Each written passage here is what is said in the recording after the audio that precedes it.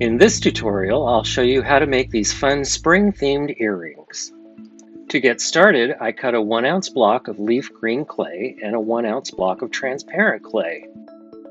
I chopped up each block and then mixed the two together. I rolled out the mixture using the largest setting on my clay machine. Using the clay cutters, I cut right and left oriented earring shapes. I re-rolled the remaining clay and cut more earrings.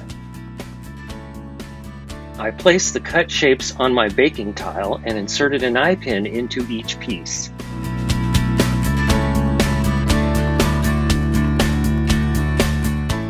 I baked the cut shapes for 30 minutes at 275 degrees and set them aside to cool.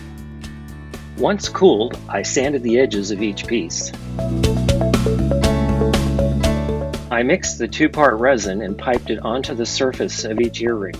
I let the resin dry for 24 hours.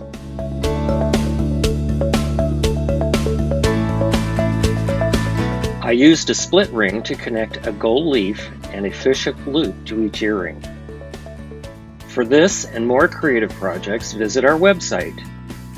And don't forget to like our posts on social media.